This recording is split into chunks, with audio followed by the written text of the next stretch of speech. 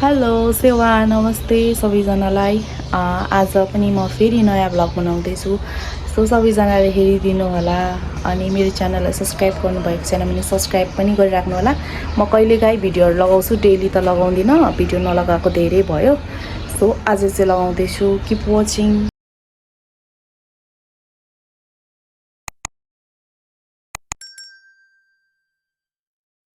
आज मैले त्यस्तो भिडियो बनाउनु नै पर्ने चाहिँ खास त्यस्तो कारण केही पनि थिएन।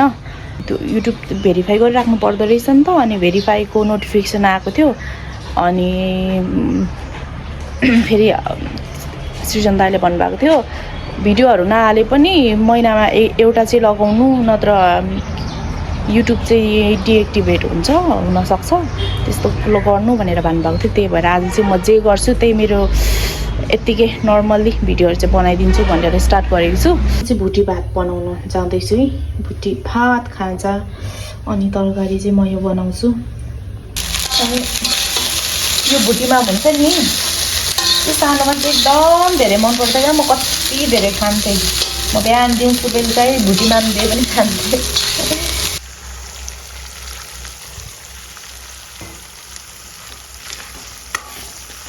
यो चाहिँ होइन, एकदम छिट्टो क्या, हतारको बेला चाहिँ एकदम छिट्टो, अनि मसला हाल्ने त्यति धेरै चाहिँदैन। खाजा खान लाग्यो ल, खाएँ ल।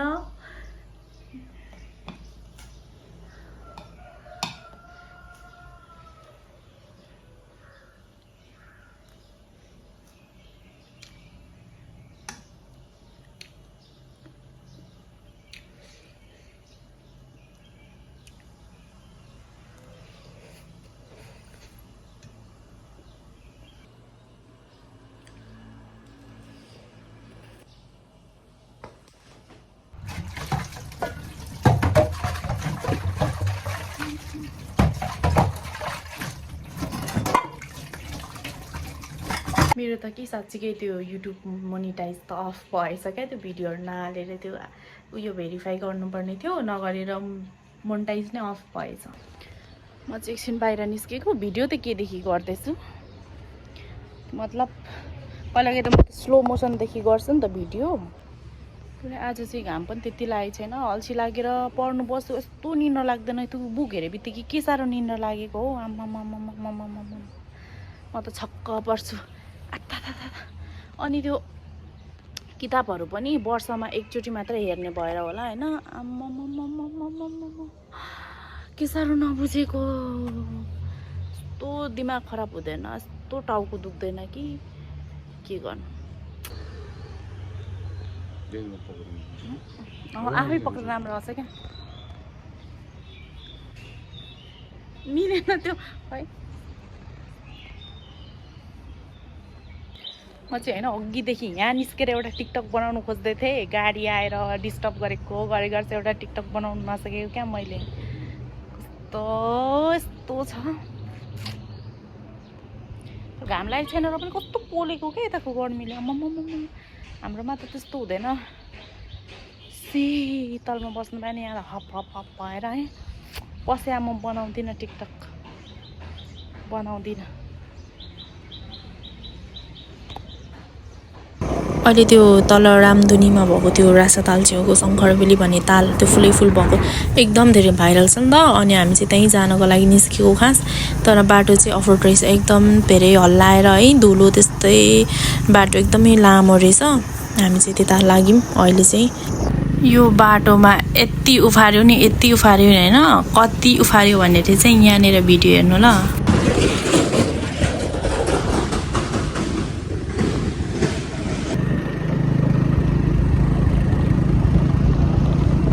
लाउनु पर्दैछ। बाटो चाहिँ यस्तै छ है, शङ्खरबेली जाने बाटो चाहिँ। अनि त्यहाँ जानुहुनेले चाहिँ अनिवार्य मास्क र चस्मा चाहिँ बोकेर जानु होला, नत्र पुरै कपालमा मेरो त यस्तो धेरै धुलो, यस्तो धेरै त्यो पुरै कपाल बाक्लो न बाक्लो जस्तो फिल भएर है। मेरो जिद्दी होइन क्या, अब हामी कहाँ भने हिँडेको अनि यहीँ घुमेर जानु त। त्यहाँ पुगेर पनि लोकेसन चाहिँ हामीलाई थाहा थिएन अनि सोध्दै सोध्दै गयौँ रसातालदेखि अलिक उतै जानु पर्दो रहेछ अनि पुग्ने बाटोमा चाहिँ यताभन्दा नि झन् त्यो रसातालदेखि बिचको बाटोमा चाहिँ झन् धेरै धुलो रहेछ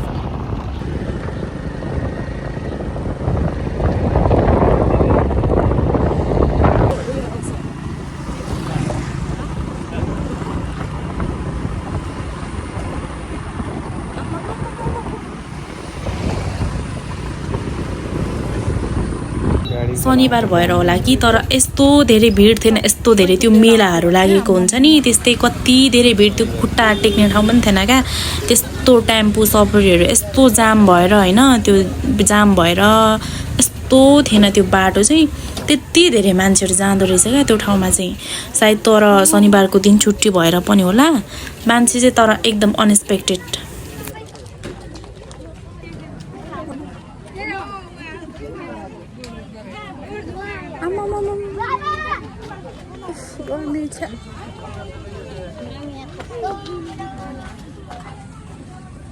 शङ्करबेली आउनु त आयो होइन यस्तो धुलो रहेछ बाटोमा है अनि मान्छेहरू पनि कति धेरै आज सायद उयो भएर होला शनिबार भएर होला कति धेरै बाफ्रे यो एउटा फुल हेर्नुको लागि यति धेरै जमुना त भाइरलकै छ नि भाइरलकै तर ठाउँ चाहिँ एकदम राम्रो छ है घुम्न जाँदाखेरि हुन्छ शनिबार चाहिँ तर नजानु यस्तो धेरै भिड हुँदो रहेछ होइन अनि अब कस्तो एक्सपेक्टेसनले गएको ठिकै रहेछ भन्ने हुन्छ नि त मन किन्न हुन्छ नि त त्यस्तो हुने खालको चाहिँ ठाउँ छैन राम्रै छ जोस् ठाउँ चाहिँ वाउ लाग्ने नै छ मलाई चाहिँ त्यस्तो लाग्यो तपाईँहरू एकचोटि भिजिट गर्न सक्नुहुनेछ नजिक हुनुहुन्छ भने चाहिँ तर म्याक्सिमम त गइ पनि सक्नुभयो होला यो ठाउँ होइन अब यो भ्लग चाहिँ मैले के भन्दै हाल्नु आधी आधी भएको छ त्यहाँ गर्मी भएर हामी सिधै फेरि गयौँ मलाई साँच्चीकै बादलमाथि आएको जस्तो फिल भइरहेको छ क्या यहाँ के भन्छ गर्मी ठाउँदेखि जाडो मतलब चिसो ठाउँमा आउँदा त कस्तो रमाइलो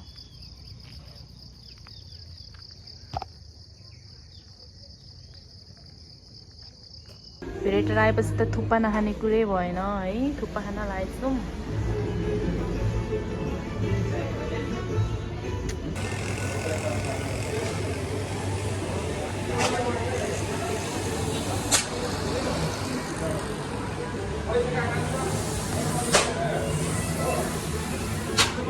कस्तो डरो न तर कागती रहेछ खाए ल